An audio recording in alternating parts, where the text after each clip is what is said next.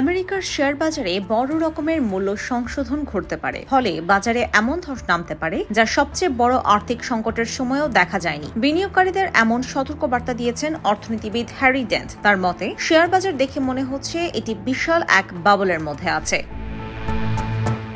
Harvard business school থেকে পাশ করা এই অর্থনীতিবিদ বেশ কয়েক বছর ধরেই শেয়ার বাজারে বড় ধরনের ধস ও অর্থনৈতিক মন্দাবস্থার ভবিষ্যৎবাণী করছেন। অল্প কিছুদিনের মধ্যে শেয়ার বাজার ধসের এই ভবিষ্যৎবাণী তার সর্বশেষ সতর্কবার্তা। হ্যারি ডেন্ট মনে করেন, শেয়ার বাজারে বিশাল ধসের এই ঘটনা আগামী বছরেই ঘটতে পারে।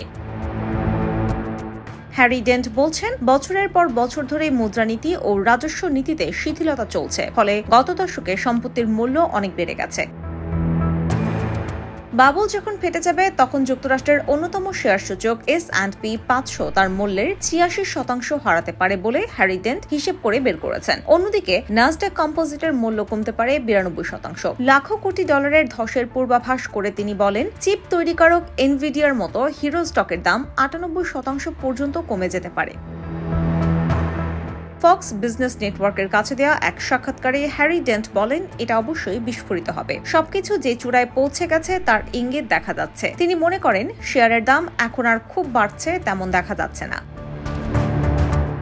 হ্যারি ডেন্ট বলেন, শেয়ার বাজারের পতন ৪০% মতো হতে পারে। তিনি ধারণা করছেন, ১৪ বছর ধরে শেয়ার বাজারে বুদবুদ তৈরি হচ্ছে। সাধারণত ৫ কিংবা ৬ বছর ধরে এই ধরনের বুদবুদ তৈরি হয় এবং এরপর তার বিস্ফোরণ ঘটে। সুতরাং এখন যে বুদবুদ তৈরি হচ্ছে তা ঘটছে ইতিহাসে সবচেয়ে লম্বা সময় ধরে। এই বুদবুদ এত সময় ধরে তৈরি হওয়ার কারণ সম্পর্কে ডেন্ট বলেন, ২০০৮ সাল থেকে যে প্রণোদনা দেওয়া হচ্ছে তা এর জন্য আংশিক দায়ী। সেই সময়ের আর্থিক সংকটের পর বাজার ২৭ লাখ কোটি ডলারের প্রণোদনা থেকে সুবিধা পেয়েছে। পুঞ্জীভূত বাজেট ঘাটতি ও অর্থ ছাপানোর তথ্য বিশ্লেষণ করে তিনি এই হিসাব করেছেন। একই সঙ্গে গত দশকের বেশিরভাগ সময়ে সুদের হার ছিল অত্যন্ত কম। এই স্বল্প সুদের হার সম্পত্তির দাম বাড়িয়ে দিতে সাহায্য করেছে। হ্যারি ডেন্ট বলেন, এটা যেহেতু দীর্ঘদিন ধরে চলছে, সে কারণে আপনি প্রত্যাশা করতে পারেন যে ২০০৮ ও ৯ সালের তুলনায় বড় ধরনের একটি ধসের ঘটনা ঘটবে। ২০০০ সালের পর যে .com বুদবুদ তৈরি হয়েছিল সেই প্রসঙ্গে উল্লেখ করে তিনি বলেন, বর্তমানে ঘটছে দ্বিতীয় প্রযুক্তি বুদবুদ। শেয়ার বাজার ধসের ঘটনা আগামী বছরের শুরু থেকে মাঝামাঝি দেখা যেতে পারে বলে মনে করছেন হ্যারি ডেন্ট। মূল্যস্ফীতি নিয়ন্ত্রণে ফেডারেল রিজার্ভ যে কঠোর মুদ্রানীতি অনুসরণ করছে, সে কারণে এটা হতে পারে বলে তিনি জানান।